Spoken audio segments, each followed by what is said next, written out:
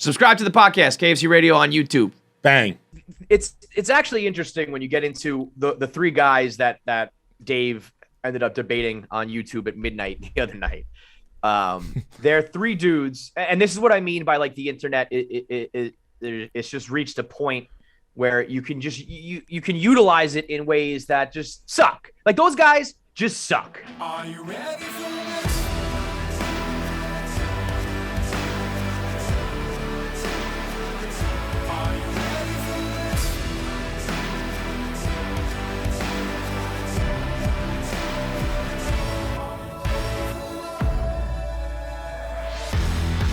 It's another edition of KFC Radio on the Barstool Sports Network. It's Clancy and Feidelberg. I am I'm back in action from Zoom.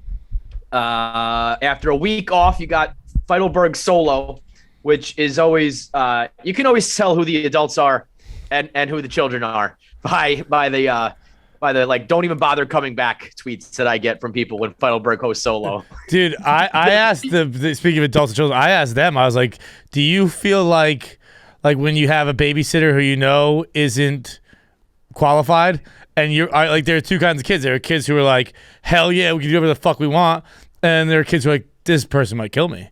And I was just wondering what kind of vibe they get in the room. It seemed to be split. I think if I remember correctly, it was like, well, we might end this whole production this week, or maybe it'll be fun. We'll see. Well, people seem to love it. I am in fact down. By the way, what the fuck is that? See that people fucking suck, dude. Fuck people. Because no one told me I did a good job. They just told me that you don't fucking like. They wanted to be mean to you instead of someone being nice to me. Stop being fucking assholes. Rather than saying, John, you did a good job, they tell me don't come back. Yeah, that's the world for you. That's the world in a nutshell. Bullshit. I literally got 0 tweets that said I did a good job. 0. Oh, that's ridiculous. That's absurd. I was like, this is a banner week for Feidelberg with the tweets I was getting. Nope. I'm not even exaggerating. Not a one. Now don't get me wrong. I've muted most of the internet, so maybe I just can't see it. But bro, it is. Trust me, that is a very good thing. We'll get into that in a second because the internet is just we've had too much internet. We just have too much internet at this point, and it's all come crashing down. I'm recording still from home, Zoom, all last week, down with the cocoa. Finally succumb. I did not. I was at the point where I thought I was never going to get COVID. I couldn't believe it took as long as it did, and it absolutely kicked my ass. Yeah, COVID hurt. You were talking shit, bro. You were talking shit on COVID. I was running my mouth. Yeah, I was like, you were talking shit. I'm clearly. This is why you never talk shit. This is why the mush, like, just shut your fucking mouth, Kevin. Because as soon as I was finally like, enough, we're talking with Donnell about it, just being like, this whole thing is stupid, is finally when I get wiped out. I mean, this was like a fucking tidal wave just crashing over me. I got like old school COVID. I got none of that Omicron shit. I got it all, man. I got the full Monty of symptoms. And like, of course like I did. It was when the COVID I got, if it was Omicron, it is like a like you're in a video game and the what do we call it, POV shooter, and it's just like just firing guns at you. It's like, all right, that one didn't work, and it's pulled out a new gun. It's like, that one didn't work. It just hits you with every kind of sickness you can possibly have, looking to fuck your world up. Bro, absolutely exactly that. And now I'm probably outside the incubation or whatever the fuck it's called. But when I get sick, I get such a bad cough that I can't be walking around hacking up my lungs, everybody knowing that I have COVID, just be like, no, it's okay. It's just a cough. It's like, no, you're going to fucking get everybody sick. So still doing it through Zoom. And like, without fail, what I have now learned, I'm going to take off and hide every single Super Bowl week because something always happens. Every single Super Bowl week, and it doesn't even matter as much this time because we're not in LA, obviously. But I thought that was always it. I thought it was whenever I had to go away for work, something bad would happen. It's either my kids get sick, or I get sick, or I go through a scandal, or some fucking thing goes wrong. Every single time I had to go away for work. It's the 1 week a year we got to go, and every time shit would blow up at home where I would need to be at home, and I I know I've heard it from a million guys who have to go on work trips. It's just like without fail, every single time you have to do something, everything hits the fan at home. And this year, I wasn't even thinking about it because we weren't supposed to be going in LA, but that doesn't mean that the mush takes off. The mush still like once a year, February, and they even changed they even moved the fucking Super Bowl, John. They even moved it a week for me, and it still fucking catches me. Ugh. So I should have known it was coming. The single most barstool moment of all time this morning. We've been going back and forth for like literally months, being like, are we going to LA? What are we doing for the Super Bowl? You know, if I'm going out there, I want to go on a bunch of the West Coast podcasts. We could do the rundown, we could do radio, blah, blah, blah, blah. And I asked Dave, he was kind of like, I don't know. I'm like, all right, whatever. I'm asking the powers that be. All of them tell us if there's no show sold out there for you, we're not sending you. So for whatever reason, they sold the dozen. They sell Chicks in the Office. They didn't sell KFCRADIO. I'm like, all right, fine, whatever. No skin off my back. I don't have to travel, whatever. Which it's very bittersweet. It is either like it's nice to be home, but also I know I'm gonna miss some fun stuff out there, and that kind of sucks. Absolutely. As soon as I started to see the pictures of the Super Bowl hotel and the New Amsterdam hotel, it's like that's something we do every year. There's been big announcements. There's been big moments. There's been good, bad, ugly. I think very much. It's probably a projection and a hope. I always kind of think of us as like Sunny type because it is a weird little group, and then also it's very successful while not being the Big Bang Theory. And that's always what I relate it to. And I always remember that there was a clip of Charlie Day on Letterman or fucking whatever, one of the late night shows. And he was like, they were asking if he's doing season 11, say. And so not Letterman. And he goes, honestly, I don't even think FX knows we work there anymore. He's like, they just and like that's exactly how I feel with this. He's like they just leave our time slot open and then we put always somebody just appears on and they make the money and they paychecks just automatically come out and no one even thinks about it. That is 1000% it. Like we'll just sit here, we'll cash the checks. We don't even know what who's on the team, what's happening, what they're talking about. Just go. Dave's like, oh, I thought you were here. Like, no, man, they said no. And he's like, oh, okay, that's crazy. Like, yeah, it is fucking crazy. It is fucking crazy. But I wasn't gonna I wasn't gonna pay my own way, and I wasn't gonna fucking complain about it. So I don't know. We're just not going, I guess. So. You know, all I know is that it's always Super Bowl week, so we'll be holding it down here in New York. But we do. I'm almost happy because it's going to be so much the erratic Dave mania that's going to be going on this week with everything that's happening with him and the Super Bowl. I mean, it's going to be tense out there in LA. So let's get into everything with Dave and the internet and Rogan. It's brought to you by 1-800-Flowers. It is less than a week until Valentine's Day. So stop everything you're doing right now and get the flowers for your boo, for your loved one. Fellas too. Boys deserve flowers too. Remember that, John? Yep. It was a viral tweet. It was what's the equivalent of flowers for a guy? And a guy replied, flowers. Flowers, motherfucker. Get me flowers. So get it for whether it's a guy, a girl, married, dating, your hookup, your crush, whoever. You can get 24 assorted red roses, 24 assorted roses right now for $39.99. And if you want to upgrade to 24 red roses, you got to keep it classy and go all red roses. You go to 1-800-Flowers.com, click the radio icon, and then enter code KFC. That's 1-800-Flowers.com. Click on the radio icon, enter KFC, and you get upgraded from 24 assorted roses to 24 red roses. And you give the gift of, exactly everything you got to take care of. 24 red roses for Valentine's Day. It's a classic. It's a fastball right down the middle. You got to do it. 1-800-Flowers.com. Click the radio icon, enter code KFC. I do think like we've reached a point where, that when the joke was like, that's too much internet for the day, like I'm logging off, too much internet. Yeah. I think it's like too much internet for life. Like it's just not. Like we'll just never have, and we've waxed poetic about Internet 1.0 a ton, but we'll never get that back. It's just like the drug game. You're never going to get that pure cocaine anymore. It's all stepped on. It's all trash. And you hear people talk about, Quaaludes in the fucking like 70s or whatever, when the drugs were real good. And now that just doesn't exist anymore. That's just going to be the internet from here on out. That the fun, entertaining, not ill-willed, evil-spirited internet just doesn't exist anymore. And these guys... I have a slightly different take, whereas I have kind of come to the realization that the internet, complaining about the internet now is kind of like complaining about Barstool or ESPN. It's like you have to be more specific because it is all so individualized.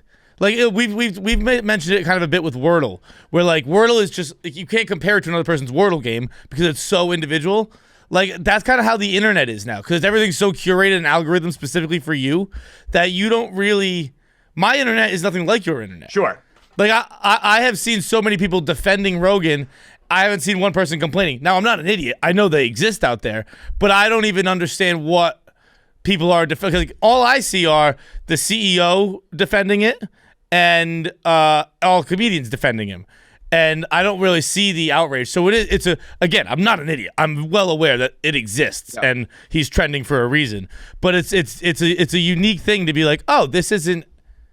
I don't even know what everyone's talking about. Well, right now. so it's actually interesting when you get into the three guys that Dave ended up debating on YouTube at midnight the other night.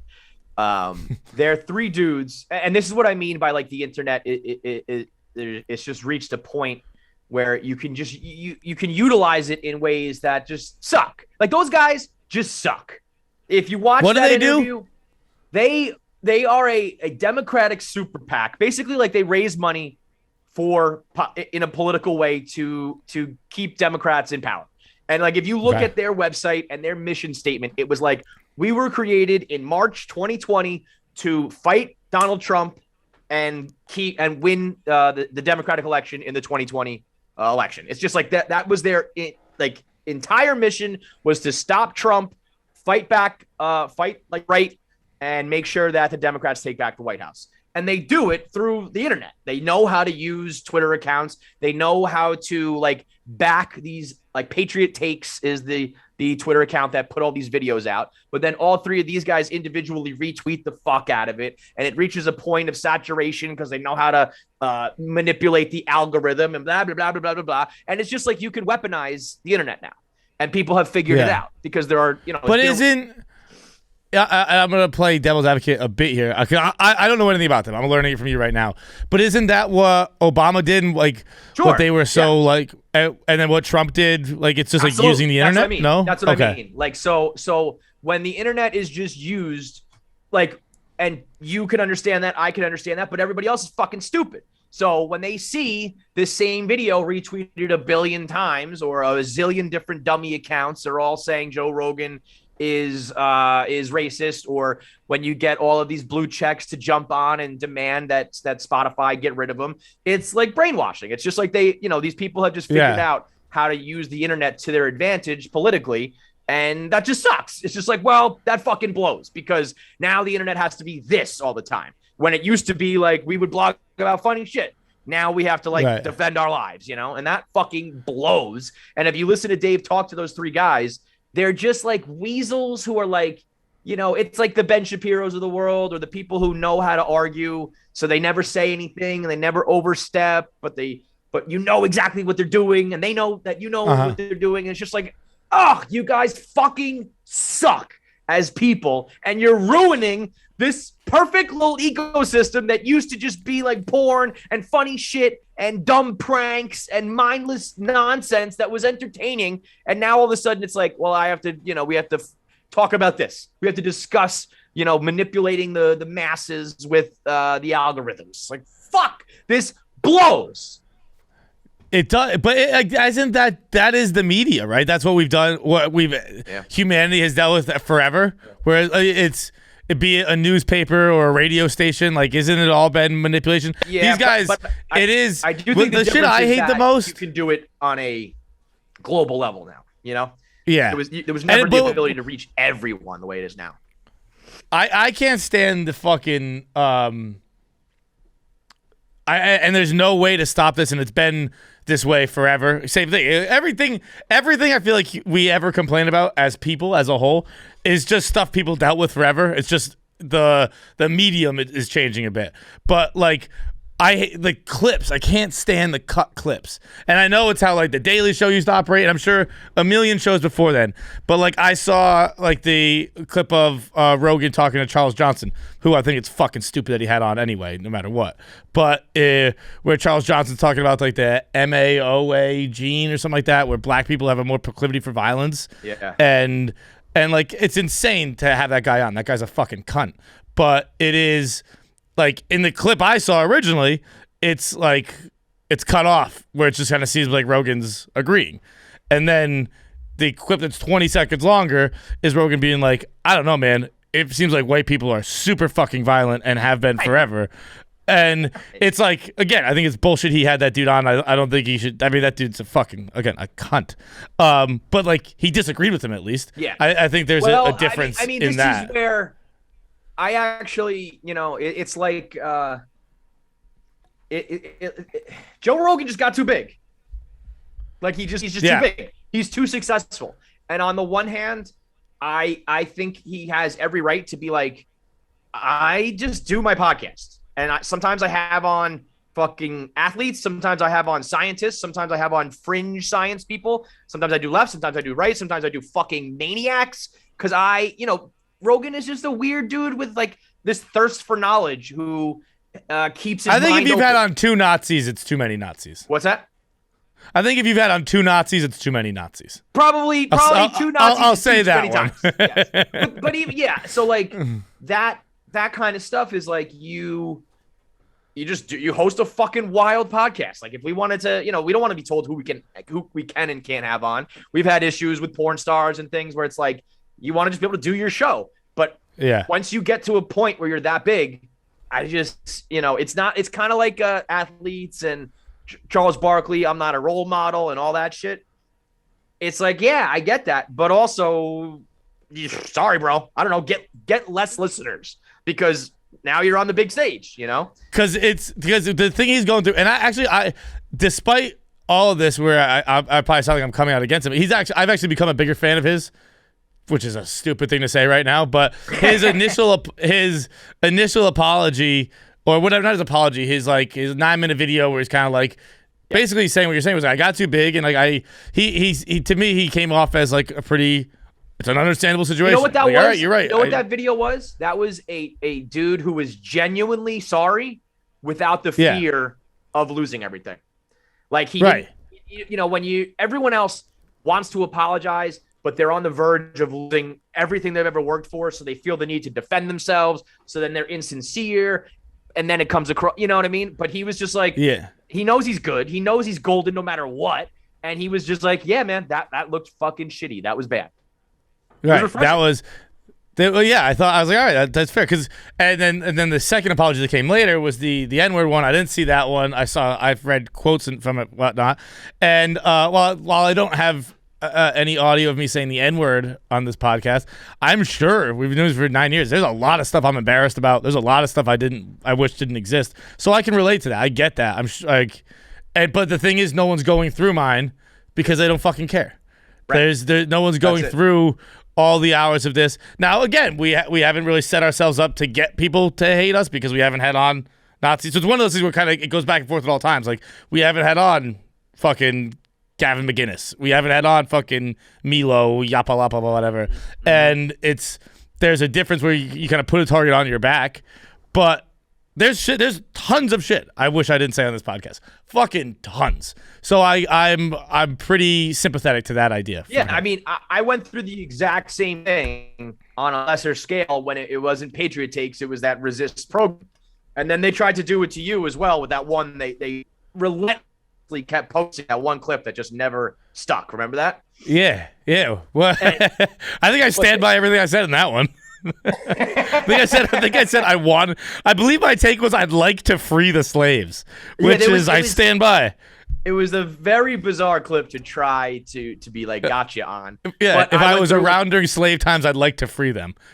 Busted. But yeah, run that one as much as you fucking want, man. They did it with Kaepernick with me, and that, I mean, I felt like I was the same way as Rogan, where I was just like, yeah, man, that looks stupid. That looked really bad. So I'm sorry. And I mean, the problem with Rogan is the sheer quantity of it all. 70 episodes in 12 years. But I also I know that there's this like a hard and fast rule, but also you cannot take things without intent and context. You just have to do it in all fucking situations. And that doesn't mean it erases it completely, but it does explain, certain situations. And again, just a chop video. It's like, we have to get, as a people, we have to get beyond that, where that's the only evidence you'll look at. I mean, how many people haven't listened to Joe Rogan? Like, I haven't. That's why I've never listened to an episode. I don't know. All I know from him is complaining, which I don't even see the complaining. All I know from him is comedians and people I trust and like and some I consider friends vehemently defending. And that's I think Joe Rogan is probably guilty of feeling like he can use that word. If I'm having a discussion, like Joe Rogan believes in free speech and believes that if I'm talking about this word and I'm not using it and I'm not being harmful with it, I can say it. We're adults. I shouldn't have to say this term for it. Let me just say it. I think he's guilty of not understanding that even that is a problem too. But that's really about it. And if you listen to the dude, if you're talking about, is that man a racist? If you listen to him, you know he's not. You just know he's fucking not. And so nobody does that. As many people listen to him, there's still a vast majority of the country that hasn't. So they just run with it. And it's the same shit with Barstool. It's very funny watching comedians and everybody like get up in arms about it. And it's like, we've been dealing with this for what, like 7 years now?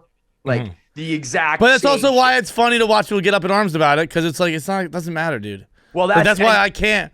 Cause it's like, you see all these comedians and it is weird to see all the comedians like so strongly defending him when you're like it's not that big a deal. I really, like, the CEO has said nothing's gonna happen. Right. So what the fuck? Like, what matters, right? And it is like we've been through this ringer, we've been through this fire. People will be bitch for it. I mean, he has been trending for like 2 weeks. It's crazy, but people will bitch, and then and maybe because I've just started paying attention to comedy now, where like I think a lot of comedians, and I would go ahead and I think I'll blame Rogan for this, where a lot of comedians and a lot of podcasters take themselves way too fucking seriously now. And everyone's a philosopher rather than a fucking comedian now. Right. And there's a lot of shit where it's like, who's doing this? Who's behind this? And it's like, he said some fucked up words. People are fucking mad about it. And that's good. And then they'll get over it. I'm not defending anything Rogan said. I think it's fucked up to say the N-word. The one I will defend, although I probably shouldn't, is the clip that's going around with like Joey Diaz talking about like basically sexually assaulting someone. Yep. And Rogan kind of chuckles. Yeah. And like I'll defend that because that's what I'd do in that situation. I would. I am strongly against sexual assault or forcing someone to give you a blowjob for stage time or whatever. And I would be like, ha ha ha ha ha. Yeah. Like, I don't know. Are you kidding or what? Like that's my fucking. I don't know if that's what Rogan was doing, but that's my fallback net. Is it's an awkward laugh. Yep. I'm king of that. So in that situation, I would be like, yep, that's exactly what I would do. I'd laugh like that. The only thing that I think is interesting with it is when you do get to a certain level, and I think Rogan's at that level because of money and influence, and Dave reached that level, like they don't stop. Like we as Barstool got hit with this playbook, like you said, for years and years, and it didn't really matter because at the end of the day, we had the fan base. They always stuck with us. They know the truth, and they're what matters. And that will always continue. But when you do start to talk about the type of money these guys are making, the number of fans these guys have, you are starting to dabble in territory of like people who don't stop. Like these three guys are like schmucks. I think they're assholes. I think they think they're more important than they are. But, you know, we saw in this last year, Dave started to dabble in like big financial market world and talking to a lot of powerful people. And all of a sudden now we're dealing with, you know, fake sexual assault accusations. Like it might be that in the past, Barstool kind of just like skated by because we just weren't on that level yet. But if you reach a certain level where, you know, you have millions of people who listen to you unchecked because you're not in anybody's back pocket, I think that scares some people, and they will do like whatever they can so like, does it just blow over, or do they just keep going until they find something or stop Joe Rogan or stop Dave Portnoy? You know, is it just relentless, or does it eventually like peter out? I mean, I would guess it peters out, but you know, I mean, I obviously don't know. I think that there clearly is like political reasons behind it because, you know, there are people who are more lean more left who have done these exact same things, who have this exact history of saying the N-word or saying slurs and blackface and all that stuff. I mean, the Howard Stern thing is crazy. The Howard Stern thing is absolutely fucking crazy. Until you go after Howard Stern and Joe Rogan are very, very comparable, and until you go after him for the blackface skit that everybody has seen that is way more offensive than anything Joe Rogan did, until that happens, you're hypocritical. Yeah, 100%. Absolutely 100%. But I think that it is. I think it does get conspiratorial pretty quickly too. Yes. There's a little bit of both. Where it's part true, but then it's like, I don't know. I don't think the deep state is going to kill Joe Rogan. No, like, right. No, it gets to a point where it's like, you know, it's still at the end of the day, people like pulling levers on the internet. Yeah. But it's fun. It's very frustrating for me seeing it come from comedians because it is like, I don't know. Like it's Rogan's fault.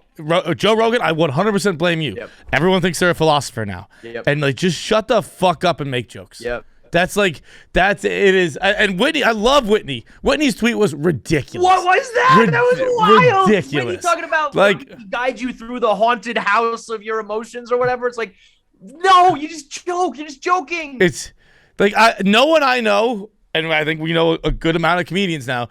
No one I know is fucking sitting down like, I gotta hold a mirror up to society. I have a fucking important profession. The jester from years past. In medieval times, the jester reminded the king that he's human and fallible. And if it wasn't for him, the serfs would have been wiped. Like, shut the fuck up and make people laugh. That's it. So That's the only fucking job. I think Mark Maron replied to Whitney, where like I would have added "be funny" to the list. Yeah, that's the job.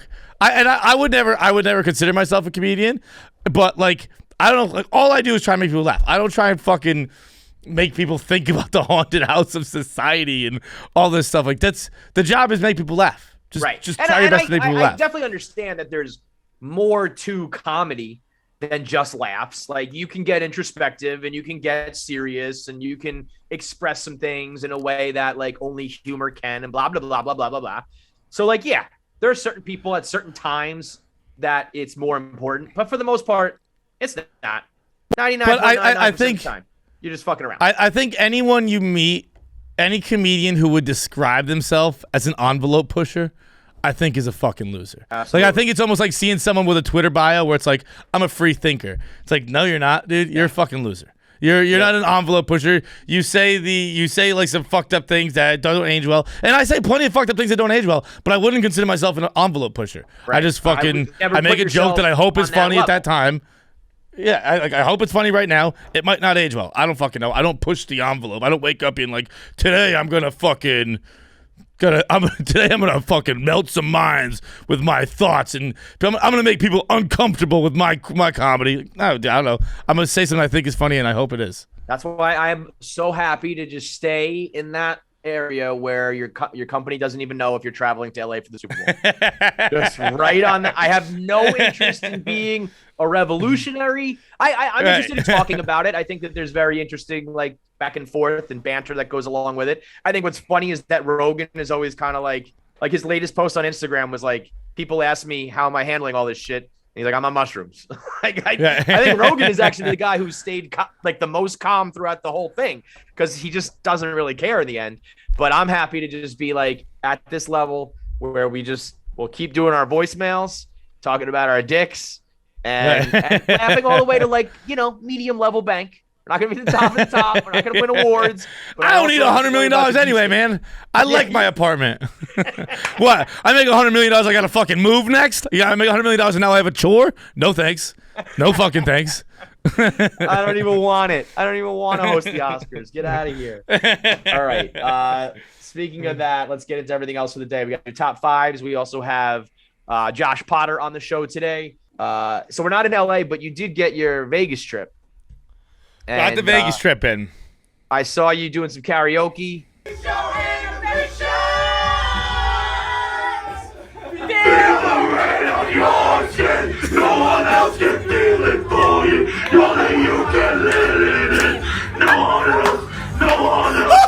saw you in the club. I was like, oh man, this boy's gonna have some heartburn. This boy's body's gonna be hurting. I was getting hungover just looking at you. You said you still got it, but I'm like, I don't know if you still got it, dude.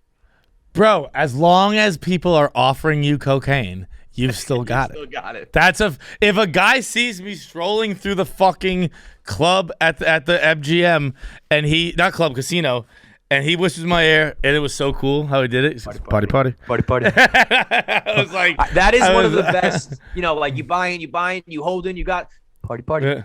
Party. Dude. And then the second one here, actually, I'm going to do, because I don't want to pretend to tell the story because, like, and we act like you haven't read it and I haven't told it for the first time. So I'm just going to read the audio. Like, I'll do an audio book. We'll put some music behind it. Storybook time. It's storytelling time for, you know what? This is one thing I learned, KFC Radio edition. Go ahead. Yeah. All right. Excuse me. It's called I've Still Got It by Feidelberg. I've never felt older than I did this weekend.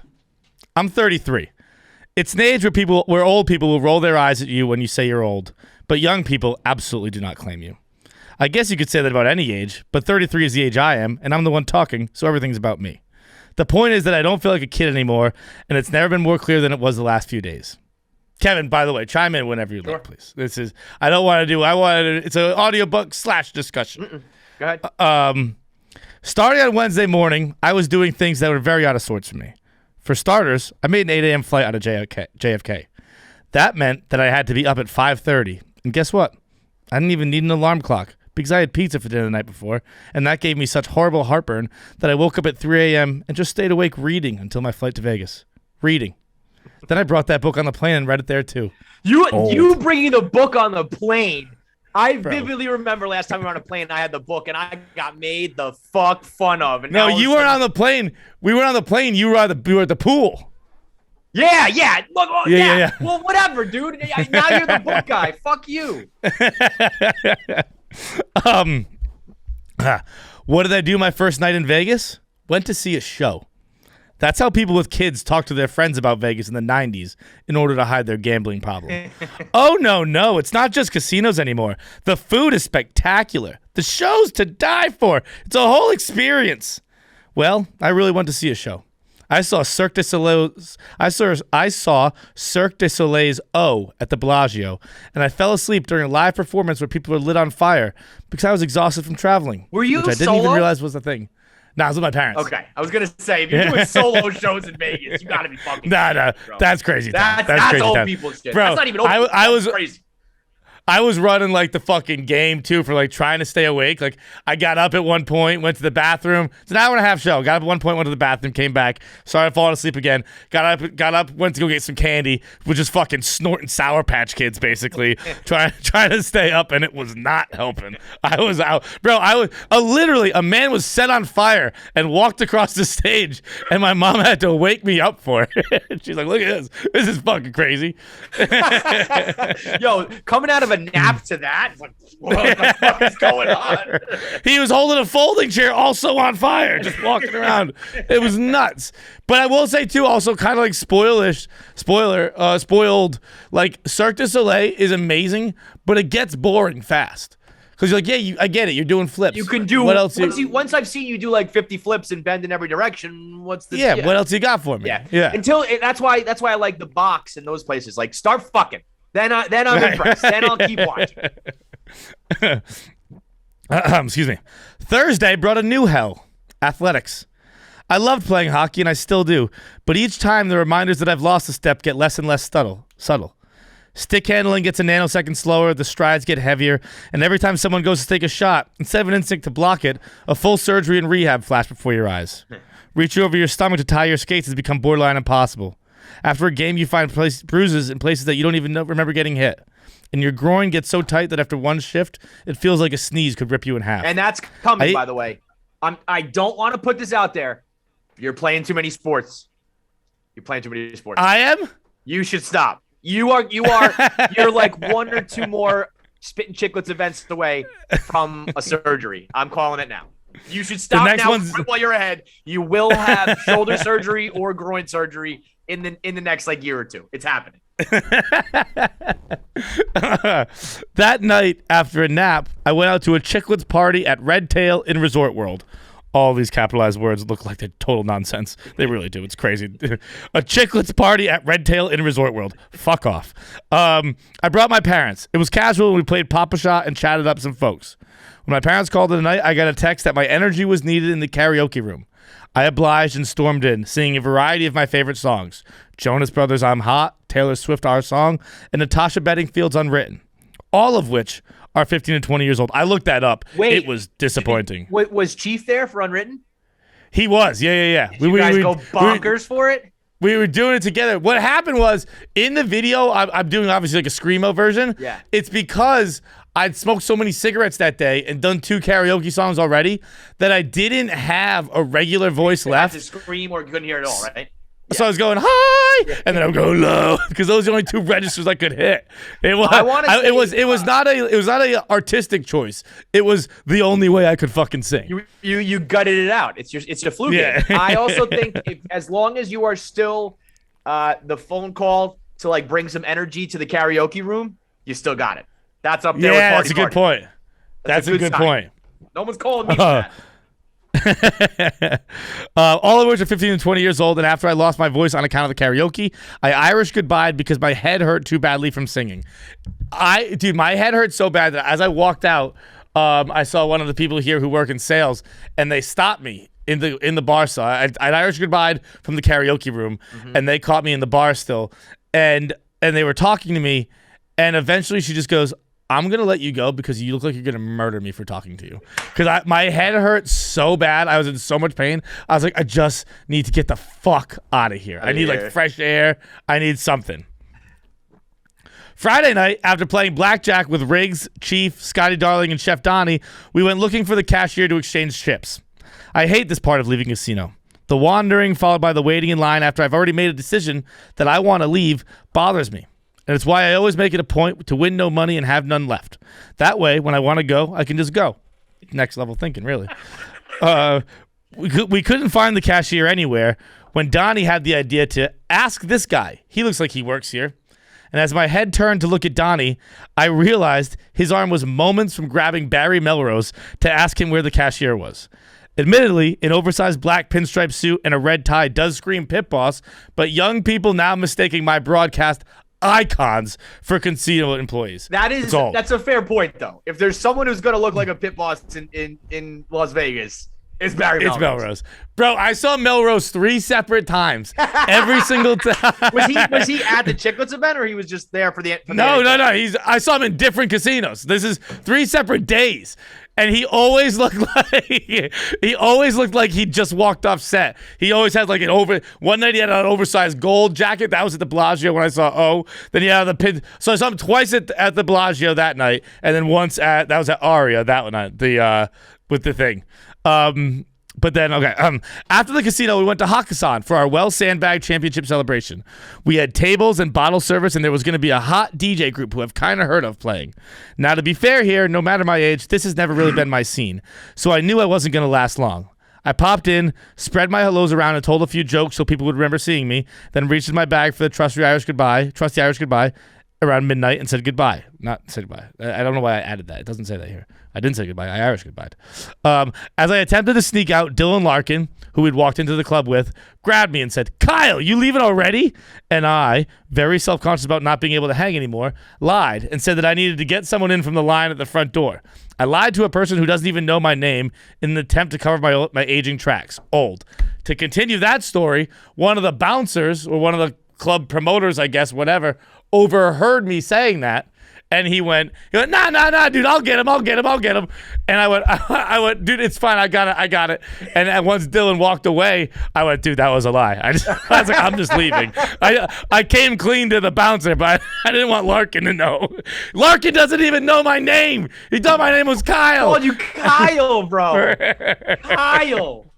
To be fair, we look like Kyles. All of us. All white guys can be Kyles. Yeah. So. That's true. One of my best friends, my mom calls Kyle to this day. She just straight up calls him Kyle the same way that Dave will call, like, Youngstown Bob. His name's Evan. She just calls him Kyle every single time. It's not even a joke anymore. That's just his name. That's all white guys. You white, you Kyle. I walked across the casino floor embarrassed, but also very excited to get back to my room and watch a movie. For those wondering, I went with Girl with a Dragon Tattoo. I stopped at one of the mini marts they have and grabbed my movie snacks: water, sweet and hot beef jerky, peanut butter M&Ms, Sour Patch Kids, and of course Tums. Old. But that's when a miracle happened. As I shamefully dragged myself across the hotel with a bag of candy and Tums, a man came and rescued me. Like the angel on George Bailey's bridge, the man whispered into my ear, "Party, party." I whipped my head around and he gave me the look that says, if you want to either overdose on fentanyl or maybe stay up all night, get a hooker who you can't get a hard dick for, and miss your flight, I can make that happen right now. And I smiled ear to ear. I'm all good, I said. From there, I practically floated to the elevator bay where I was offered to buy cocaine again, baby.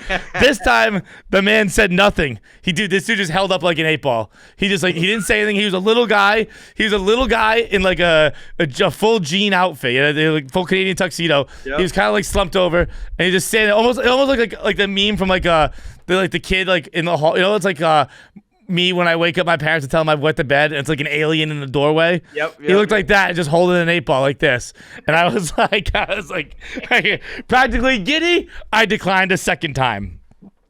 Life is all about the little victories and moving the goalposts to ensure you get those victories. When you were younger, this is something we've said a million times, when you were younger, you wanted to be athletic. As you age, you simply hope people see you and think there was probably a time he was athletic. And the same goes for partying. Even if you're not doing it to the extent you once were, you still want people to think you can. Even if you felt old all weekend, you still want to have a little spot in your mind that says you can still reach back and chuck it. If drug dealers are stopping you on the casino floor, then I think it's safe to say you've still got a look that says, hell yeah, I'll do a gator tail right now. Let tomorrow sort itself out. And that's all any of us can hope for. That is the best comparison I've heard. The idea of like, yeah, you're not gonna be as athletic, but as long as you still look the part. As long as it's not like when you show up to the party, people are like, oh, like you're a damper on the party. It's like, oh, this guy, he can't hang with us anymore, but like he once did. And he's got stories. He's got stories he can tell you about when he did hang. Yes. And then basically it's all about knowing once you hit that spot, it's all about knowing like just how long to hang out and tell a couple stories and then let the young kids do what the young kids do. Yeah. You don't want to be like the super senior who hangs on too long and ruins the fun. But you also want to have some fun yourself. So you got to tell a couple stories, regale them with some like, oh, it used to be like this in my day, impress them with a couple things, and then you get the hell out of there. And they go, oh, shit, okay. Yeah. Basically, you just don't want anyone to ever think you're a cop. Yeah, you just don't be a narc. Just don't be even like as things get worse and people become sober and they stop drinking, they stop partying. As long as you're not ruining the fun. Yeah. I mean, that's a pretty low bar. Not ruining the fun. It's a low bar. That's pretty low. But to be, I'm just impressed. You said no twice.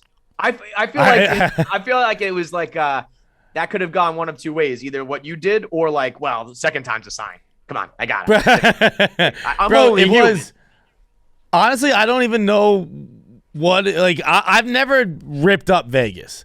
Because I can't get the jet lag. The Vegas trips are always so short. Yeah. Jet lag just gets me, bro. I was gassed. Yeah. It was like I did the first night I was out by 9 p.m. said next 2 nights, like I pushed it to midnight, but I was fucking tired. Well, yeah, Now when you're again, not like on cocaine, it's hard to stay awake. That's the problem. Therein lies the problem. Also, three. So you did 3 full nights in Vegas? Yes. Wednesday night, Thursday night, Friday night. Yes. I saw Dante saying he like moved up his flight and like went right from the club to the airport to like get the fuck out of there. It's just there's just certain things you can't do, even if you want to push it. That, you know, all-nighters in Vegas, 24 hours a day for 3-4 straight days. It's got to be like a 1 or 2 day thing.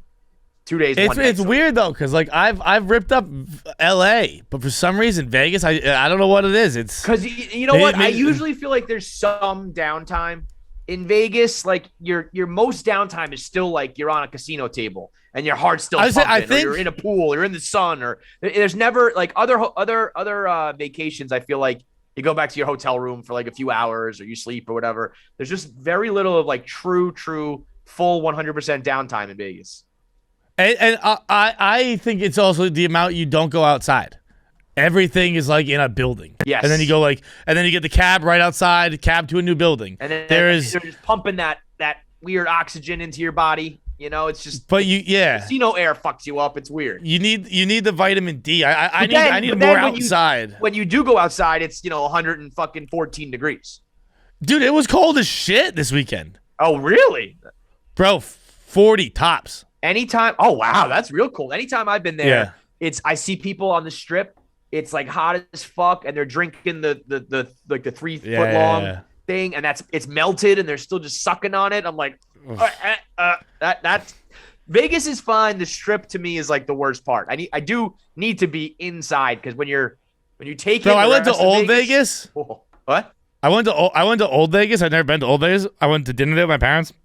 Old Vegas was fucking sick. I don't know what does that mean? Just like the old part of the strip that was like the original. Yeah, it's like the Golden Nugget and something else. But like all like the signs, like I feel like the strip tries to do like very futuristic and lasers and stuff. Like all the signs on Old Vegas are like individual light bulbs kind of deal. Like it has like a classic Hollywood feel rather than like a futuristic vibe. Yeah, it is. Yes. I like it very much. But also I'm very surprised, despite the party Coke and the Coke in the elevator bay, Vegas is shockingly anti-cocaine. Like it's I remember it's where Bruno Mars got arrested for coke. Dude, every bathroom I went in were signs, not the cute please don't do coke in the bathroom, like signs like do not this like do not do cocaine in here, like you will be prosecuted to the full extent of law, blah blah blah. When I was there for SummerSlam, when I went into the Encore beach party night pool party, there's like an amnesty box for people to drop their drugs in, and it's okay as long as you don't go. 3 separate layers of security patting me down, opening my wallet. Well, because it's like this fentanyl, dude. It's like they probably had like deaths on premises and shit, and they're like, we can't have this anymore, you know? Dude, do it Bad Boys 2 style. Just drag them out back. Remember Bad Boys 2? Don't let her die in my fucking club. Were people selling? Or I feel like the Canadian tuxedo guy just wanted somebody to do coke with. Nah. He was selling. He was selling. Yeah, they were both. They were both creepy selling. Guy, like I need a friend. Yeah, like, can I just come to your room and do coke real quick? You know what you really should have done? I'm proud of you for what you did do, because you are an old man, and that was the wise decision. Because you probably like still be reeling from that right now had you said yes. I wish we could do a little like I'd be in the hospital probably. Like the TVA. I want to see like what would have happened if you said yes, just to see how much you were. But in a different universe, you said you said no. You go to the Canadian tuxedo guy. He pulls out that 8-ball. Not only did you say yes, but you were like, come here, and you united party guy and Canadian tuxedo guy, and the 3 of you just had a fucking time, and that became party John.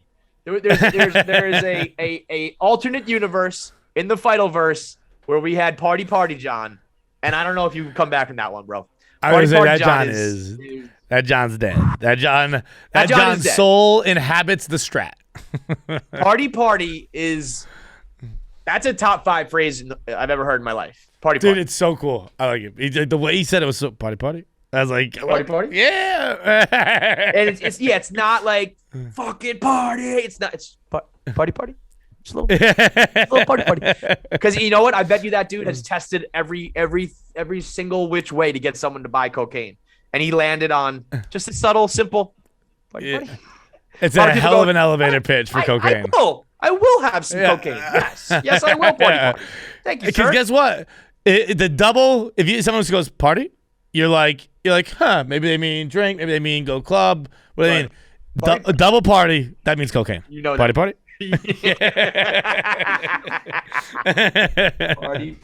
I'm proud of you. But the honestly, I am going to tell you two separate stories. These ones were not in the blog from Vegas. I want you to tell me who had the more awkward flight.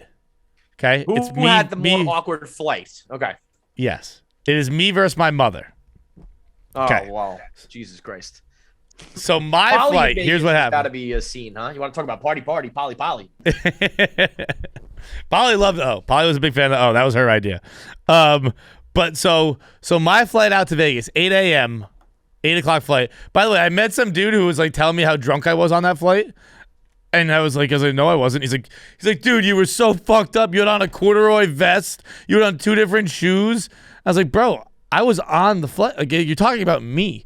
I don't own a corduroy vest. I wasn't drunk. I was wearing the same shoes. He's like, well, you looked like fucking like you just woke up. I was like, well, it was an 8 o'clock in the morning flight, so I was a little disheveled, sure, but I don't know why are you lying to me about what I looked like? And that kind of sucked because it was like, I'm sure he's told that to a million people. Oh yeah. Not a million people, but he's told it to his friends at least. And I'm like, well, that's just not true. How often does this happen to me that someone just says something that's like, why are you telling me something? Why are you lying to me about me? I can correct the story here. But anyway, that's besides the point. So I'm on the flight, right? I'm sitting behind. I wasn't going to name him, but I'm going to name him. I'm sitting behind Fasoli. Okay, Fasoli, he's sitting next to a black guy. For the people who don't know, Fasoli is like the rundown producer, coordinator, cameraman, editor type guy. Yeah. Sitting next to a black guy that is important to the story. It will come up. It is not an unnecessary detail. Okay.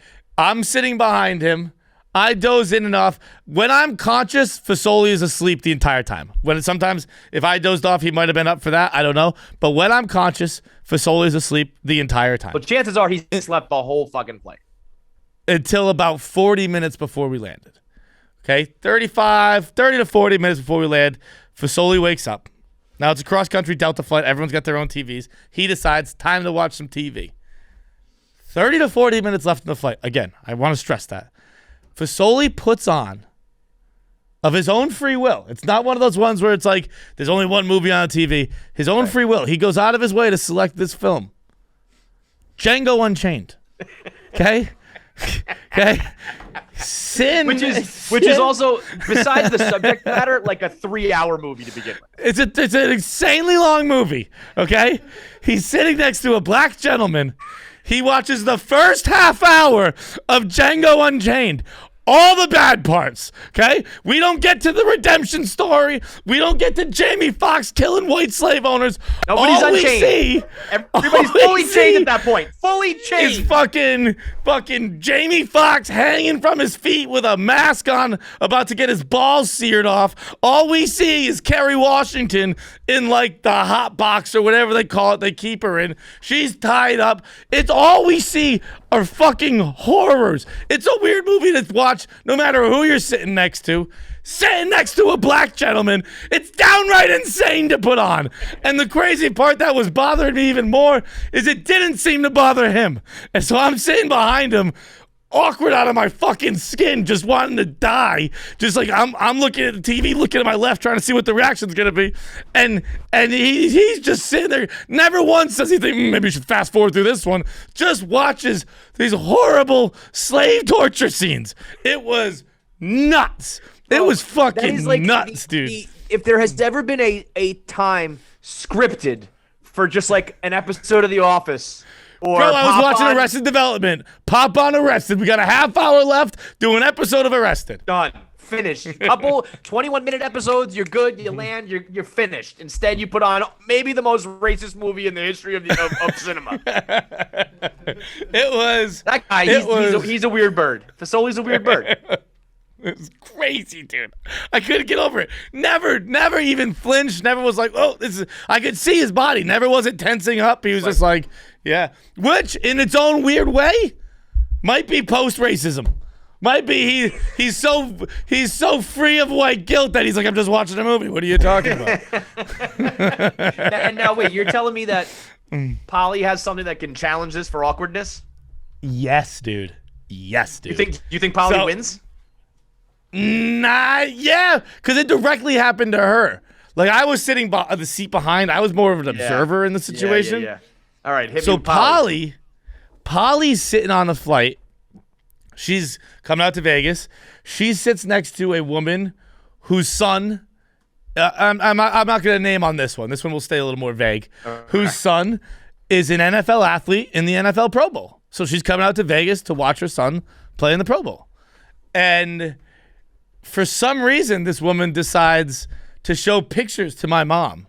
Like, she's like, you want to see pictures of him? Mom was like, I guess. I don't know. Like, your adult son? Sure. Like, that's weird. It's like, he's not a 3-year-old. Like, he's a grown man who plays football. Like, I guess. Right? So this woman takes out her iPad and starts showing my mom pictures of her adult son. As this woman is scrolling through her photos, Kevin, guess what she comes upon? No. Nude photo shoot. So she just tenses up and starts whipping through these nudes of herself and gets back on pictures of her son and calms down, starts scrolling through the pictures of her son again. Second nude photo shoot happens again. No. On an iPad, not on an iPhone, on an iPad, Kevin. My mom could have checked her fucking mammaries. She could have given her a mammogram. That's how fucking big these titties were on an iPad. Bro, it's not even close. It's probably in a landslide, and that's crazy. I can't believe she didn't stop. Once he was like, oh, never mind, put it away. I mean, it was that's a moment. That's a moment where, you know how we have the wherewithal to know when we're telling a story that's gonna flop, and we just pull the ripcord and say, you know what, I'm cutting this story off. That woman should have, as soon as she hit the first nude, she should have just been like, put the iPad down and said, you're a stranger. We don't need to acknowledge this ever again. Like, have a nice life. I'm not even going to try to salvage it. I'm not going to try to quickly go through it, go forward, go backwards. I'm not going to acknowledge. We're just going to say, that's over. That is. and again, so, it's an adult son. The man is old. But was it like him? He was playing in the Pro Bowl, you said, right? So is it like. Yeah. Is it like, look at these cool photos? Like, you know, honestly, I never even asked my mom. I never even asked her what kind of pictures they were of him. I was second. Yo, first of all, shout out to, that stranger. Multiple nude photo shoots. Get it, girl? Yeah. Holy shit. You know what? That's that goes along with, still got it. Whatever. I'm an old woman, but like, bro, you're popping titty pics. I don't know. I disagree because you're taking them on an iPad, Kevin. Yeah, on an iPad. The phone you can kind of hide. I've never gotten a nude from an iPad. I'd actually like it quite a bit. That an open invite to anyone listening. I want to see, like, in a mirror, like, you holding up a full fucking computer.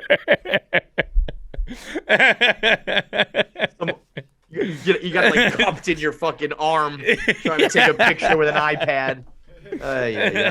Too much internet, man. All right, let's get into top fives. We'll do top fives. We'll do voicemails, and then we got Josh Potter on the show. Top fives today are top 5 fingers. Top 5 fingers, baby. Top 5 fingers. It is brought to you by Blue Nile. We talked about getting flowers for Mother's Day, for Valentine's Day.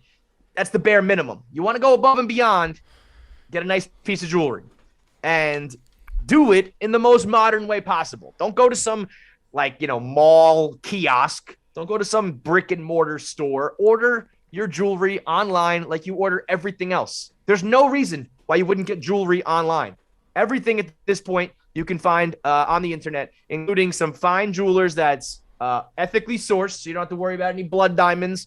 We're not pushing anything that harms anybody. We're talking about jewelry that is low key, all the way ranging up to engagement type gifts. So you can get like a small pendant or a bracelet or a small necklace, or if you want to get the big kahuna, you're proposing for Valentine's Day or anytime soon, you can get the engagement ring on BlueNile.com. It is the #1 online jewelry source. And right now, Jesus Christ, they're doing a select jewelry is up to 50% off right now. 50% off on Valentine's Day. That means that's free. 50% off free. Anything that's more than 50% is basically you're getting it for free. And it ships for free. It's insured, it ships for free, and it arrives in a discreet package so it doesn't spoil the surprise for whatever you got planned for V-Day. All at BlueNile.com. You don't need any promo codes. You don't need any URLs. Select jewelry, 50% off right now. Go find yourself that best piece. Go find yourself the best deal. Save that cash and make sure you make Valentine's Day an unforgettable one for your loved ones. Go to BlueNile.com and find that 50% off piece today. All right, top 5 Fangus. Snap your Fangus. Do you say? Who's got first pick? I'll defer to you. That's the middle finger. Nah, you're wrong. You're wrong. No, I'm not. No, I'm not. I'm not. Yeah, you are. This finger does so much. It is a important finger for many reasons. Now what? For fucking virgins trying to finger chicks, using your fucking middle finger. Yeah. Dude, well, it's the most important. If you're doing the double, sure, but people fucking, you could do the double. You could do the double without the middle finger. Yeah, no. Yes, listen, if it's the double, it's the most important finger of the double. And yeah, I will even say I go middle finger. It's the longest. It's the most you finger with the middle uninhibited. finger? Like when you get in there. Yeah, maybe I do. Now that I'm thinking about it. Yeah, you absolutely do, dude. This is the most important finger when it comes to fingering. Let me finger myself 100%. Yeah. This does all the work. This does the come hither. Yeah. And then the ring finger is there to just kind of like open up a little bit. Yeah, more. This gets a little tired already. I'm already a little gassed with it. Yeah, your pointer man is the rookie finger. Anybody who fingers with your middle finger and your pointer finger, that is like 6th grade. That's like you don't know what you're doing. Yeah. Because your thumb kind of gets in the way and the knuckles hit. But the middle two. Yeah, the middle finger's the captain. This is the first lieutenant right here. Just fucking. That's what I'm saying. Yeah. I got a seat at the table, but I'm not doing too much, you know? And then on top of that, you also just get, the middle finger. Fuck you. Yeah. The most important, one of the most important symbols, hand signals of all time. Flip the bird, man. Yeah, it's the #1 pick. Fuck you. It's a good pick. Now, to be clear, there are only 5 fingers, so we're both going to be taking. No, the middle finger's not off the board yet. For me, right? That is, so to speak. Right. But I'm not taking it. It doesn't matter. I'm taking the thumb. I'm taking the thumb because guess what's more iconic than the middle finger, Kevin? A thumbs up. Thumbs up. A fucking thumbs up. That was obviously my other pick. This is a 2-horse race because the thumbs up is I don't know if you noticed. I stopped myself. I was about to say it's the most important hand signal, but it's not. The good old thumbs up is the most important thing out there. Thumbs up, and also just the opposable thumb is a hugely important. Yeah, like you can't do anything. It's why the cat in Meet the Parents couldn't flush the toilet because she lacks opposable thumbs. That's why I can flush a toilet because I have opposable thumbs. It's us. It's very telling. It's very telling that I had the choice to go first. And I said, what finger do I use to finger bitches and not what's the finger that separates us from primates? Yeah. That's the main thing that's like different between animals and humans is the goddamn thumb. But I was like, nah, man, how do I hit that G spot? I got to get that finger in there. The thumb is I mean, we might as well just do this in conjunction because the thumb is got to be there than my second pick. Not only can you grab things, but the thumbs up symbol, it can signal like we just killed Osama bin Laden. Yeah. It can signal like my to a waiter like my meal is good. It can, you know what I mean? It's so versatile. I always throw a thumbs up like a politician too. I rarely have a strong thumb. I'm more like it's the Bob Dole thumb. yeah, exactly. Just a little. Fucking smashed it, bro. It's fucking great. Fucking great. You just give like a little fingertip of a thumbs up, and that's it. Or think about it. I mean, the fucking Coliseum, it was life and death, bro. Yeah. Thumbs up, thumbs down.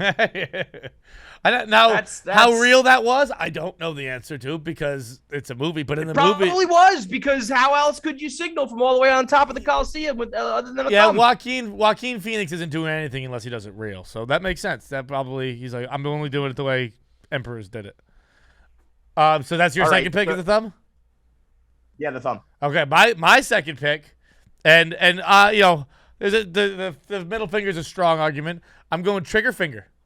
That's, you want to talk about another life and death fucking finger? Boom, trigger finger. That's big gun guys. Big gun guy here on the podcast. Gonna be able to pull that trigger, bro. Yep. That's I gotta be able to shoot my way out of any bad situations. I actually, speaking of trigger fingers, Chaps was telling me a story. We were talking. This is a while ago. We're talking about the World War II footage that got like colorized. Maybe no World War I footage. World War I footage. And Chaps was telling me that they were soldiers who, I guess, in order to feel the trigger, you got to have your finger, like, it doesn't really work with the gun on it. I'm obviously not a military guy, so I don't have a real knowledge of this. But anyway, the point of it is that their finger had to be exposed, and then they'd cut them off. Yeah, right, because it would get much like frostbite. It would get too cold, chop it so and they move on just to the next. chop that off and move to the next finger. That's fucking crazy. That is so fucking gangster. It's like, and you know what's really even crazier? The story that we all love as sports fans with Ronnie Lott chopping off his fucking finger when it was broken. That's a little crazy. Yeah. Like when you're stuck in the battlefield of World War, we understand it. When it's just any given Sunday and you're playing the fucking Browns, you don't need to chop your fucking fingers off, Ronnie. Christ. Crazy town. You're right. But yeah, man, imagine that just going down the line, being like, all right, well, chop it. What happens when you run out of fingies? Trying to pull the trigger. Yeah. Ugh. I will go with the ring finger.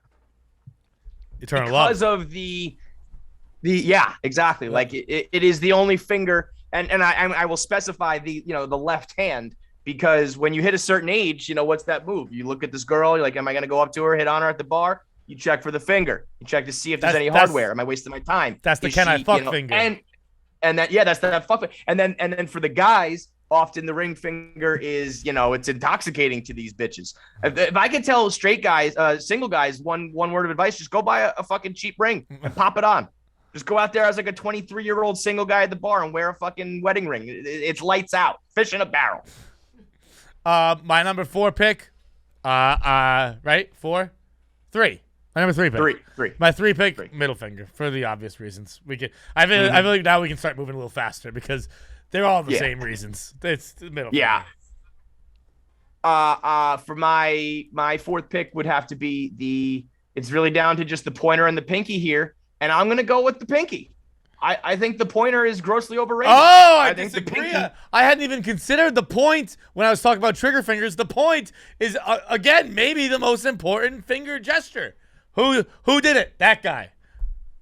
Who are you talking about? Him. You are not wrong. Yeah. But the finger wagged. The finger wagged. No. The Dikembe Mutombo. The point. But how cool are pinky rings? No. Listen, there's a very few select people in this world. Like the pointer is like an everyday finger. You got to be able to point. You got to be able to wag. You got to be able to touch and do pads and type and all that shit. But those who can really rock a pinky, that's like Sinatra shit. You walk around with your pinky ring and it's like, whoa, that's a separator. Everybody can do pointers. Not everybody can do pinkies. All right. My number 4 is back to the ring. Right? Back to the ring. Ring finger. Yeah. Ring finger is important. Ring finger is actually the ring finger should be last. Other than the ring, I think the reason why you wear it, is because it's totally useless otherwise. It's my weakest finger by far. By far. In fact, can you do that thing where in fact, I'm changing it. You're right. I'm putting the pinky because guess what? When you're carrying fucking shopping bags in, right? When you're helping mom come home from the market, I can't hang a bag on this finger, on my ring finger. It hurts. But I can hang it on my pinky finger. My pinky finger is like a fucking like a picture hook. This thing's strong as hell. It's like a monkey claw. Yeah, it's like a monkey paw. You know, you can hang a 50-pound oil painting on canvas on this bad boy, no problem. Not to mention, you can also, pinky in the butt is like, the smallness of the pinky comes into play. I don't think my pinky's ever been inside anybody. Really? Yeah, I don't think so. My pinky's been everywhere, dude. My pinky's been in every fucking hole. I know a kid. I would say my pinky's the only finger that's never been inside anybody. I'm pretty sure about that. I know a guy who dislocated his middle finger knuckle in a girl's asshole. What? He was fingering her. What'd she sneeze?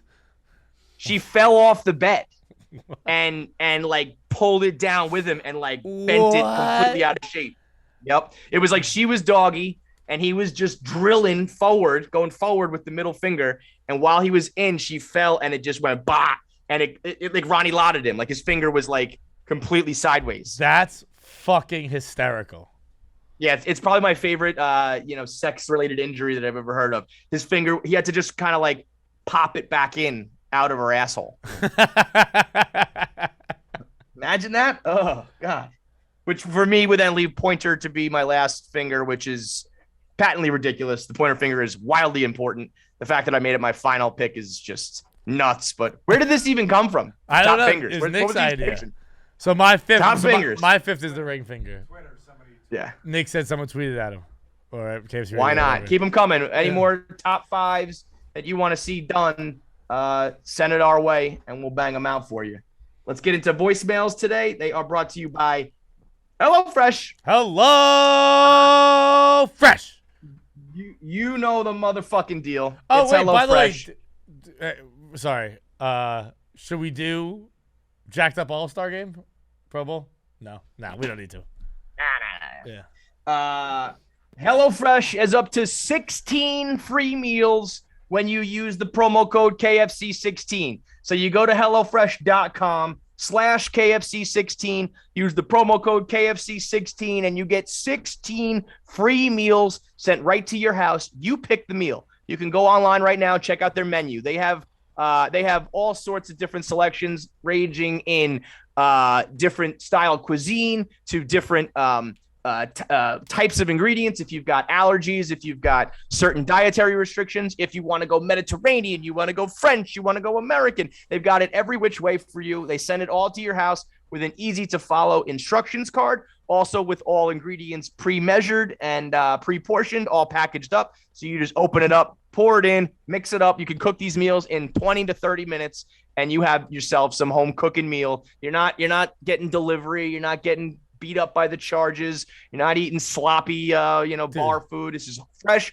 home cooked meals, and you can get 16 for free when you go to HelloFresh.com/KFC16, promo code KFC16. What's on the menu this year? For like $60 this week. Like $60.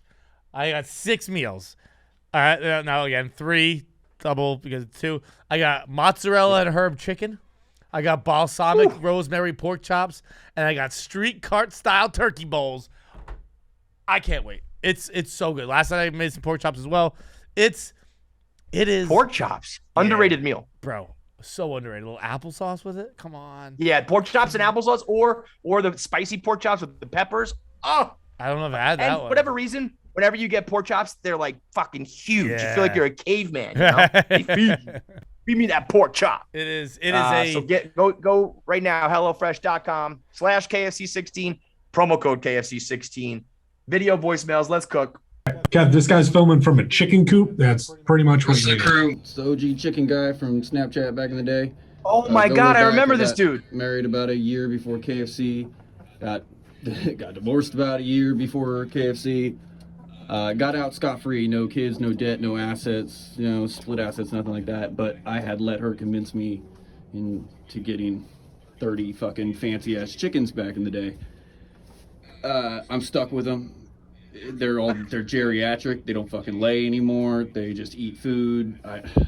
Worst thing that I gotta deal with at this point. I feel like it's not that bad, but I do feel like there could be worse things. What's the worst thing you've ever been stuck with after a relationship or a marriage? Kids and STDs don't count. Cheers, boys. Bro, I remember this dude. He used to just send us updates of him in his chicken coop. It was absolutely horrifying. And now I come to find out it was his ex-wife who made him get the chickens. And now he's left with a chicken coop. I mean, listen. Obviously, we're a pro-chicken podcast. We're the leaders of the chicken heads. If you have a coop filled with completely useless chickens, they don't lay eggs, you're not going to eat them, just fucking leave that chicken coop. Just leave it. Kevin. Just leave that chicken coop and never go in there again. So beautiful. Sometimes it's just so beautiful because you didn't know that this guy called in last week and I already gave my answer. And my answer was, you're not stuck with chickens. Just shut the door and don't go back inside. You don't have to do anything like one way or the other. Just never go in that chicken coop ever again. I said, get yourself a nice pair of headphones. I don't know what kind of sound chickens make as they die, but get yourself a nice pair of headphones, pop those on when they get to a screaming, and just fucking hang out. And eventually you have no more chicken problem. Dude. Take your 2 pointer fingers, put them right in there, and then I mean, you could theoretically just burn that chicken coop down and be done with it real quick. But I don't think I want burning 30 chickens alive on my conscience. Hey. So I'm just gonna close the door, turn around, never go in that chicken coop again. I'll just take a vacation. I'll leave a voicemail for a friend on the wrong number, asking them to take care of my chickens while I'm gone, and then my conscience is safe because I tried. I told them to take care of it. There was a miscommunication. 30 chickens died. It happens. Yo, I don't know how this happens. Like, she convinced me to buy fancy chickens. But that's one of the all-time, like, I don't know, bro. You got to stand your ground somewhere. Put a foot down somewhere. When she's asking you to buy 30 fancy chickens, just no. Hey, how about let's dip our fucking toe in the water and get a chicken? One chicken. 30. Imagine if someone was like, I don't like, not like, let's have a kid. Let's have quadruplets. Well, hang on. Let's try a kid before we try fucking 5 kids, 4 kids. And also, why don't you maybe get some chickens that like last longer than a couple of years? I don't know like the lifespan on chickens, but like get some chickens that can lay eggs for a longer time. Right. You got some useless ass chickens. You bought these chickens in the twilight of their career. Motherfucker got octogenarian chickens. No thanks. Yeah. You got Brett Favre on the fucking, Jets type chickens, man. Gotta get them Brady chickens. Shit. So long story short, let 30 chickens starve to death and you're good, bro. Next up. All right. And he's back. No. Chicken guy's back. He said. Feits, KFC, rest of the crew. Chicken guy's back. You guys think these are quiet? Dude, shut the fuck up. These things are so annoying. Feits thinks I'm depressed. No, man, I'm not doing too bad. I'm living my best life. Last question was, what's the worst thing you were stuck with? I got the chickens, right? Next is, what's the best thing you've got? Like, dude, I got to get a new car. Boom. Rip off stickers. Don't sue me. Got to build a fucking golf simulator. What's the best thing you've been able to do at your ex? Oh, nice swing. Would never let anyone do in your house. That's a good answer. That dude's doing good. Yeah, he's doing outside the chicken coop. His life's a lot better than I pictured. He's good. Absolutely. Right. Like just block that chicken coop off, and the rest of your life is fucking great. Dude sent a video of him in a chicken coop at night and was surprised I thought he might be depressed. Dude, he used to do this every day, like in the darkness. He'd be like, just wanted to send you an update with my chickens. I was like, what the fuck is wrong with this guy? Now he sounds like he's like living pretty good. Here's what's funny. Like, golf simulator is awesome. it's a big time like man cave type move where it's like, all right, I'm single now and I'm going to turn this space into a golf course. But what's funny is when you become single and you get out of a relationship that you don't want to be in. So when you get divorced, it doesn't have to be anything fancy, like just the littlest thing can make you happy, where it's just like, I'm just going to fucking watch Jeopardy tonight, man, and not be bothered. I don't need a golf simulator. I don't need the man cave. I don't need like the new TV. I don't need the movie theater in there. None of that shit. Just whatever you used to want to be able to do that you couldn't do peacefully and you now can do. That's the best part of breaking up. The best part of breaking up. Just do whatever the fuck you want, man. And I'm sure it's even better when you have something, grandiose and fucking expensive, but it doesn't even have to be, dude. That's why you break up. That's almost why you get in relationships in the first place. You get in a relationship to lose what you love most, to then break up with the person and resume doing it, and it feels so fucking good. Did he have a BMW? Was that, I couldn't really see the car. Was that a BMW? It didn't look. It looked kind of nice. See, I was watching like through the zoom reflection here. I didn't see it on the phone. Yeah. But, all right. It seems a BMW and a chicken coop on the same property doesn't really add up to me. That's a strange duo. Also, I think if you're gonna flex your car, can't be white. Can't be a white car. It looks like a flexing white cars. White cars for old people in Florida. Yeah, it might be like a 4-door BMW, I think. No, it's a Honda. It's a Honda, dude. It's a Honda. All right. Yeah, I wouldn't be. That makes sense on a chicken coop farm. Yeah, Honda I get. That's you can't be flexing a Honda with a Barstool sticker, dude. That's not cool. I think that's not cool. The Honda is it's a practical car, and you don't flex practical cars. That's not a flex. That's not a flex practical. at all. It's a 4-door sedan. It's the most, it's a Honda Civic or whatever. It's come on. The best thing I've ever gotten from a breakup or the best thing that ever happened to me afterwards a breakup is like just stories. That's the easy one for me. Because it doesn't matter if it's like I got good stories, I got wild stories, I got sad stories. Those are like I can tell them now. Dude, the story of me getting dumped when I cried is one of my favorite stories. I mean, that's a career builder. That's a huge moment in your career. I love that story. I texted you right out. I was like, I just got dumped. You're like, what are you talking about? And because no one saw it coming, certainly not me. Nope. Nope. I didn't see it coming after she told me I was dumped. I was like, what are you talking about? The only person, who saw that coming? Her ex-boyfriend. He saw it coming. He knew. He had a good inkling. Yeah, you can hang out with the backup quarterback for a minute if you want. Okay. That's great. Yeah, the real answer too is the clarity. It's the Lord of the Rings spell where that guy is old and decrepit, and then his mind is free. That's when you get out of a relationship and you're like, everybody. It's embarrassing for a minute when you're like, oh, everybody saw this and everybody knew and I didn't. But then you have that clarity of like, oh yeah, all right, I'm back. That's the gift of breaking up. I'm quite glad you actually brought up Lord of the Rings. Because I haven't really I'm sure I've seen bits and pieces. I've probably seen one or two in theaters. How much do the Lord of the Rings nerds in this room? I think one's in the room, one's not. Yeah. How much Lord of the Rings do I need to watch to be ready for this series? It's a prequel. It's a prequel, so none of this movie. Yeah. No. You could. Well, technically not, but I feel like you got to get in the spirit a little bit. I would watch the Lord of the Rings. I don't think The Hobbit really has anything to do with I'd watch I should watch the trilogy, you think? Yeah. You could watch 3. Yeah. Okay. Yeah. Don't watch. And when does it come out? Don't watch the Hobbit series. Just skip that. When does it come out? I think May. May. Okay, I got time. You got some time. They only You released got the some posters, time. so like they're not even on trailers yet. And it's a Prime show? Yeah. Dude, I've been watching that Jack Reacher. Yeah. It's fine. It's fine. It's nothing great. It's nothing. I like Jack Ryan better because I love Jack Ryan. Jack Ryan's one of my all-time favorite characters. I don't know much about Jack Reacher, so I'm watching it.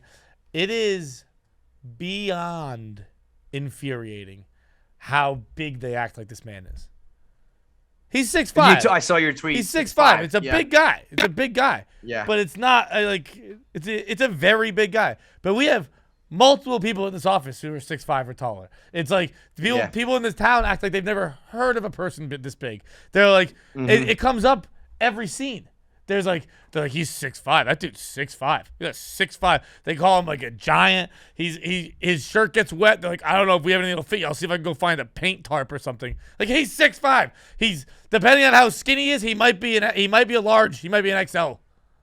Who is the actor? I forget. Thad Castle. Is he huge? Alan Richardson. He's shredded. The actor himself is 6'2", but he's jacked. Yeah. He's big. He's a big dude. But it's like Jack Reacher. Reacher is like he's like a third level tier hero. Nobody gives a fuck about that. I never even heard of it until it was Tom Cruise was cast as him, and then Cruise was not even Tom Cruise could save that shit. It was. I guess there was quite the uproar amongst. Reacher I got a beef with who is it Prime that's doing Lord of the Rings? You said yes. Whichever streaming service it is, already put up like the thing on like the scrolling boxes, and then in small print it says like coming in June. Oh, that's crazy. No. I saw that. I was like, oh shit, the Lord of the Rings series is out, and it's like, no, it's fucking not. You don't put it in the carousel until there's like a week to go. Got me all fucking chubbed up thinking about it. All right, last voicemail. Let's go. Real quick, while we're on TV, The Kardashians is coming to Hulu.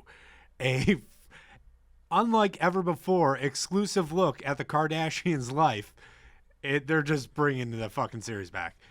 So wait, so the Kardashians are just doing another series? Yeah, they're just doing Keeping Up with the Kardashians, but on Hulu. But they're claiming it's going to be unlike ever before. Behind the scenes look at. Yeah, rivetingly honest, and then the description is just Keeping Up with the Kardashians. It's the same fucking thing. I'll tell you what. Well, you know what? I'm pretty sure that I'm sure they made a boatload of money, but I'm pretty positive when you do it on your own streaming service and not on like a regular channel, you get the fucking bag. So bro, but I'm sure they're like, yeah. I guess it's once it's all you know, so who cares? But like, how much money would it take for you to just not have fucking cameras around you all the time? Yeah, but when it becomes your second, like, they don't even care anymore. I know, but I mean, there has to be, we are very used to cameras around us at all times. We're very used to it. It's been, not the whole 10, 11 years, however long I've been here. Like, in Milton, it used to be get the cameras out. Here, the cameras are out all the time. But the sense of relief you feel, even on a live stream, when they go, hey, it's in between periods, we're going to break. And you're like, all right, I can. It's not like I'm gonna start spouting the N-word or anything like that. But it's just like I could just relax. I'm a little less tense when I know I'm not being recorded. Doing that for what they do 18 years, and now they're gonna do it again. Now I am more interested this time because Kanye is gonna kill somebody. That'll be good footage. Yeah, definitely. There'll be. Oh man, that'll be interesting. Kanye putting out that he thinks Kim thinks he's trying to kill her is the craziest thing I've ever seen in my life. That headline. Kim thinks he's trying to kill her? He thinks that Kim thinks he's putting a hit out on her. He put out his own story that he was trying to kill his own wife. He's the only one saying it. Kim is not out here saying, I think Kanye's trying to kill me. Kanye is saying that Kim is saying that Kanye is trying to kill me. But it's the craziest headline ever. If you're in Kanye West's life, if you've ever spoken to Kanye West, isn't a little part of you thinking Kanye West trying to kill me? Like absolutely, just like it's not 100%. Just like a little piece of your brain's like Kanye might want me dead. We've talked. He might have said something to me. Every time you see Kanye West, it might be the last time you're seen or he's seen ever again. That's just a fact. It's on the table at all times. Yeah, if you're in a room with Kanye, there's a chance no one walks out of it.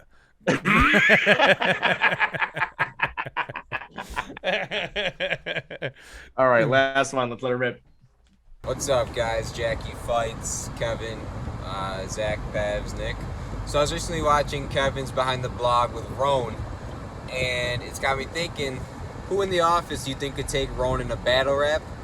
Or like, Roan is still obviously the best, but like, who would be in like second or who would be in third? Who could even give him a run for his money?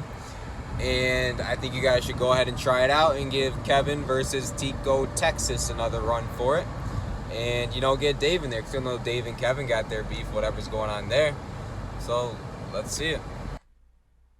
I mean, I'm happy that he qualified the question because, like, out of everything that you could do at Barstool, the biggest gap is Roan and battle rap. You know what I mean? I very much agree. The number one skill, far and away, for the next second place person at Barstool, the biggest gap is Roan and battle rapping. So yes, distant second. But who would it be? Donnie does some rapping. Yeah, I could see that. Yeah, Donnie has had some studio experience, has had some rap experience. Yeah, it's probably Donnie. Donnie used to do some music with Time Flies. I think that anytime there's been, because since we've actually done multiple rap beefs before, I feel like Donnie's always kind of been, yeah, so ridiculous. But I think Donnie's always been on the outskirts, kind of being like, yo, let me in. Like, I could do this shit too. I'm pretty sure he beat up on Rappaport a little bit when we made a song about him. So yeah, I think Donnie's the answer. Speaking of there's not many hip hop inclined people here. No. Triathlon. We're in the process of setting it up. Oh, you're in the process of setting up the triathlon? Yeah. Yeah? Oh. I am. Nick's in the process. Yeah. We're finding. Yeah, I want to see that happen. I'm gonna make sure. I'll make sure that happens. Maybe we'll put a little cash prize on it too for you guys to get a little motivated. Yeah, that one's on. Little cash prize, little wet the beak. How much are we talking? Yeah, like $500 to the winner. What? $500 to the winner. Yeah. You sound excited now? Yeah. Well, speaking of rapping, did you guys happen to see Jackie's rap tweet the other night? What? Or were you not in the room? Oh, was that? Oh, last week's. Last week. She was in the vlog. For... The Blizzard? No, it was much worse. What was it? Give it to me like a bar, too. No. Oh, no, she can't. That's the thing. She doesn't know how it goes. Oh, you said the N-word? No. It's when you break it down, like it doesn't necessarily have like rhythm, but when you break it down, the lyrics are actually really clever. Oh, is this the CEO one? Yes. I don't. Oh yeah, like I'm a Steve Jobs on my knob, whatever the fuck. What was it? That's better. No, but that's good. All right, ready? Try to add rhythm to this. They call me the CEO because I give them that Steve Jobs, then I CMO. Why CMO? What does that mean? It's like I see them. Oh, like oh. Yeah. Yeah, but what is a CMO? No, like Chief Marketing Officer. no, like CM, like CEEM. I'm reading it. No, I know how it's spelled. CEM, so like CE. You see. I don't know how to explain this. You see, like C. Yeah, back to the drawing board on this one. Yeah. They call me the CEO because I give that Steve job, which is what? What is it? Like a Steve? Like I guess a blowjob. Yeah, maybe? but what is a Steve? Yeah. I don't know. So instead of calling blowjobs, we're just gonna call him Steve Jobs. Yeah. Because you get the point. Which from I don't it. hate. I get the Steve point. Jobs. It doesn't make sense. And then you see logically. them. Oh, like orgasm. You see No, them- I get it all. Oh, okay. I understand what it's all trying to say. It's like being in Spanish class. Like I get it, but I don't totally get it. Like I get the gist, but I don't. If you don't get it, you just don't get sex. Sorry. Okay. Like, Jackie just called me a virgin in my face. I do like how she replied to it. I'm like 90% sure it's the best rap lyric of all time, which is like some Hank. I'm 99% sure I didn't download it stuff. Like that 10% he was yelling pretty loud, I think. All right, let's wrap it up here. We got Josh Potter on the show. Interview today is brought to you by Movement. I've got the Movement Ever Scroll glasses. Yeah, you look here, handsome right? in those. I do. I feel like the problem, though, when I wear it with the ring light, it does this to me. Yeah, you know? it does. Yeah. And that's distracting. So I'm gonna I'll just turn so you don't see the ring light, but I look good. And I feel like this sucks because I used to say, I know on the record, I'm pretty sure it was Russell Westbrook who once was wearing ridiculous glasses like this in a post-game press conference. And I was like, anybody who wears these glasses when they don't need to is a try-hard asshole. But now I've changed my tune because I look good in them. So you can do that too. Go to mvmt.com/KFC and you can get 20% off your order at Movement, plus free shipping and free returns. So you can get 20% off the eyeglasses. They've also got sunglasses. They've also, of course, got the watches in all different styles and different brands. And they've been with us for, over a decade now, riding with us, making us look fresh and cool. And so you can jump on board as well. Join the movement today with 20% off when you go to mvmt.com/KFC. That's mvmt.com/KFC, 20% off. It's Josh Potter on KFC Radio. Let's talk to him. Randomly, one of our guys, Dana Beers, was talking about drinking more water, and this dude on Twitter jumped in and said that he said, be careful. I used to drink 3 to 4 gallons of water a day and basically depleted my entire body of electrolytes. Needed to go to the hospital, and it fucked me up for a good half a year, where he was he had an IV drip of sodium. Water's dangerous. And I remember you guys didn't you guys kill that chick? That wasn't us. Oh, I thought you were part of that one. I thought No, that was out of California, right? That was in Seattle. Oh, I guess it was maybe you were saying you stopped doing all those because of that girl. Yes, you used to do all that we shit, used right? to do all that. Yeah. We actually did one with coffee, where it was don't What we're break. talking We about, did by the way, is don't the break hold the your seal. wheat. It was the hold your wheat so thing. to paint the picture better. I'm when no, that these- wasn't us. when radio stations would do there was one infamously out on the West Coast. It was who can drink the most water, and this woman That was so well drowned done. herself by drinking too much water, and that was the end of radio stations doing all the wacky way shit. along. Yeah, and nobody would ever even sign up. Now, I don't even know how you would get people. We used to do listener bullshit all the time. I almost killed listeners 6 times. The things that people would do for just 2 tickets to Metallica. Oh or my god, something. when the Bills Fucking were crazy. dog shit, I had 2 guys swim in this is really fucked up, this contest. There was We're at 94,000 subscribers on KFC Radio, the YouTube channel. I need to have it hit 6 figures. I need 100,000 for 2022. Let's make it happen. When we hit 100K, we'll give you all sorts of content. We're going to deliver on everything we've been promising. So please just subscribe. All you got to do is log in with your Gmail, click subscribe. Whether or not you actually even use YouTube doesn't fucking matter. All it does is help us. So take your Gmail, log in, click subscribe, and help us out.